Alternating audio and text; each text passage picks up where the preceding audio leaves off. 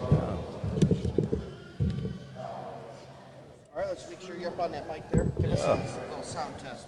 Test the microphone. 1, 2, 3. All right. Test the microphone. All right, beautiful. There we go. All right, let's go. We'll edit this in post so we can just start right now. Well, we're back with another session on Dead Men Walking from the Fight, Laugh, Feast conference. We're in a question and answer session right now, and we had Doug Wilson, Mr. Doug Wilson, walk by, and he jumped on. How you doing, sir? I'm doing well. And when is your session coming up? Tonight at 7, I think. Okay, that's when we get rowdy, so that'll be good. All right. It's going to be good. So I talked to you in the hall before we jumped on here, and I was actually complimenting you on Man Rampant, which I just thought was a wonderful series on great. Amazon. Well, It's thank awesome. you. Yeah. Thank you. Love it. Talking about some very intellectual ideas, and I think discussing them very clearly for the layman like me to understand. Right, that's what we're trying to do. Yeah. And then obviously after that, we had the Cross Politic guys on. Right. And they invited us here. We got into some of your sermons. They actually turned us on to Ride, Sally, Ride, Yeah. which we have a couple copies over there on that table. We're going to have to pick one of those up. I wrote that, yeah. So what's on your heart right now? What are you going to be speaking about tonight? Or maybe introduce yourself to the listeners for those that don't know you. And Okay. Well, tonight, my name is Douglas Wilson. I'm a pastor up in the panhandle of Idaho, beautiful part of Idaho. And I'm the son of Jim Wilson. Jim Wilson, back in the 60s, wrote a little book called The Principles of War. He was a Naval Academy graduate and studied with the Naval War College. And he took the military principles of war, offensive, mobility, surprise, concentration, and he applied them in this book to strategic evangelism. awesome. So if we've got a spiritual war on and evangelism is a part of that, how do the principles of war apply to this other type of warfare? Yeah. So, and that's my topic tonight, the principles of war is what I'm going to be talking about tonight.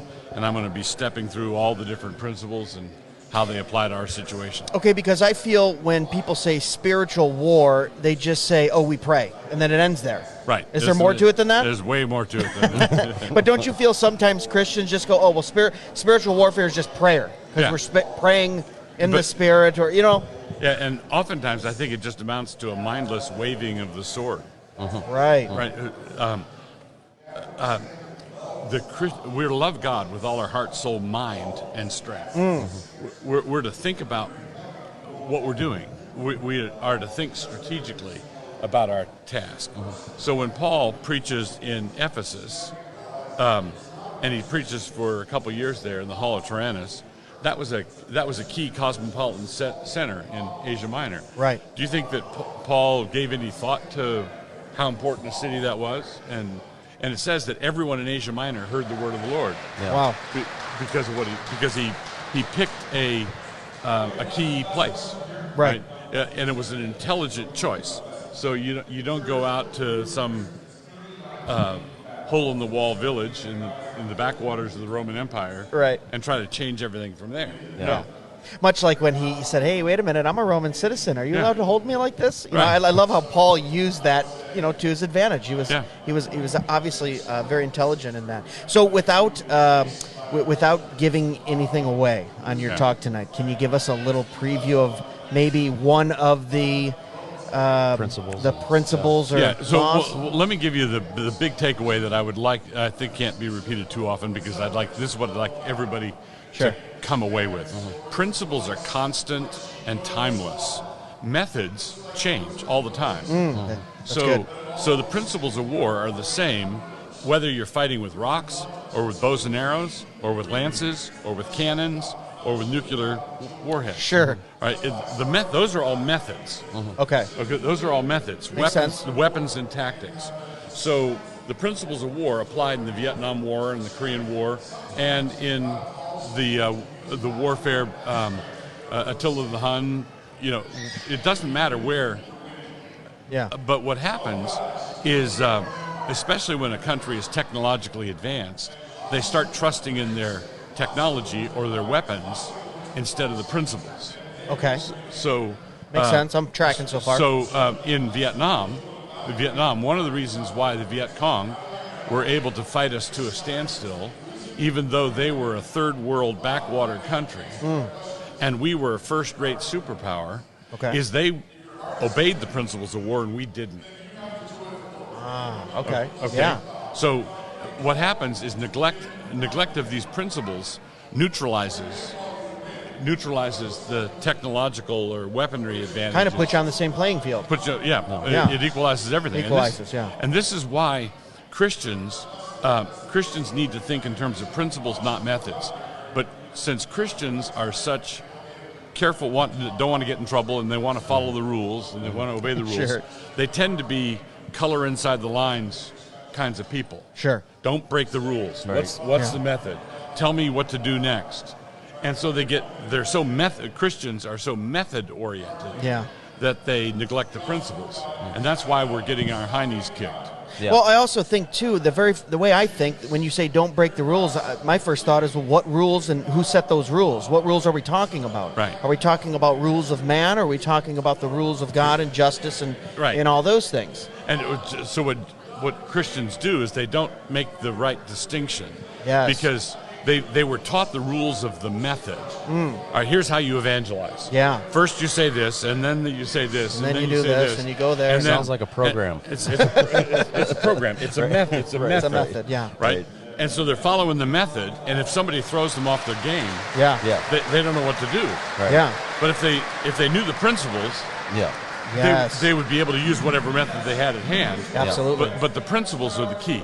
Right. You know, and as a business owner, and I read through Proverbs every day, you start to see the principles of God, and I put those into play. I've said this many times. There are many unbelievers that do not believe in who God is, but yet use godly principles and become successful because of it. Exactly. Because those principles are true. The method they're using is different, but the principle that they're applying, I would even say in some aspects you could apply that to the current president in his business dealings, use some principles that were godly, maybe the method was not, right, to get there.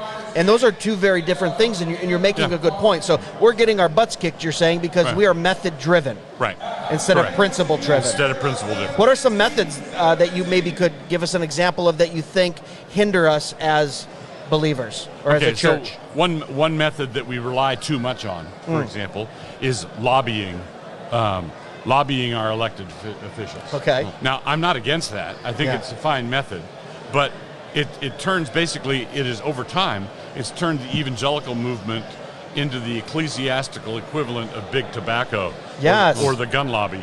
Yeah, like the Jerry Falwell movement, the religious right and all that I grew up in. We go to Washington and we lobby our representatives, trying to get them to do what we want, but we're just another pressure group. Yep. Right? And that's not because we use that method, it's because we trust in that method. Oh, okay. And what would be the alternative to that? Now, I'm a locally elected county commissioner in my district in Michigan, in my state. So what would be the alternative to trusting in principle instead of method in the example you just gave? All right. The principle is that you want your elected leaders to be accountable. Okay. Yeah. We want an accountable leadership.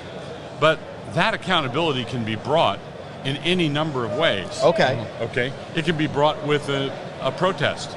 Yeah. It can be brought with a legal protest. It can be brought with an illegal protest. It can be brought with your lobbyist showing up at his office for the scheduled appointment. Right. Sure. Those are different methods. Yeah. The principle is hold your elected representatives accountable. Yeah. And ultimately, vote them out would be a good way to if they're hold not them accountable too. Right. So they're not doing and sing hymns and psalms outside of their office. Right. Amen. Yeah.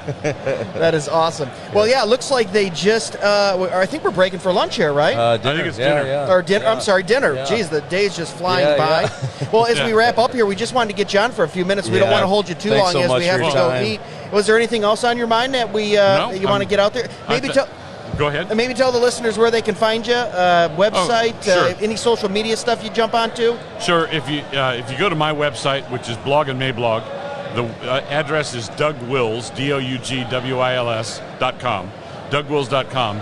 that's the place to go. That is the clearinghouse for pretty much everything I'm involved with. Awesome. So you can find everything there. And I'm just going to say for everyone listening as well, go on Amazon and watch. I think it's 6 episodes the first season. They're about an hour or so, hour and a half. Man Rampant. Man Rapid. Man What did I just Rampant. say? Did I say that? I said Man Rampant. Yeah, Okay, yeah. I'm sorry. Yep, yeah, yep. on Amazon Prime, I think, has them. They're unbelievable. And then we didn't get into the book, but the premise of the book, as you described it on Cross Politic, I went, that is so genius, because that is where we're going. That's where to we're where going. we're going to have to defend that type of, well, not us, but the world is, and some woke Christians are going to defend that type of insanity. Right. You know, and Right. I'll just tease that for the listeners. Go, that's Ride Sally Ride. You're going to get shocked by it, but I'm telling you what, buy the book, read it.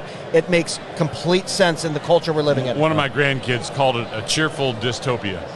Cheerful dystopia. Well, that's great. Thank you so much, Doug. We won't have hold you any longer. Yeah. All right, thank Doug you. Wilson, everyone, thank Yeah. you.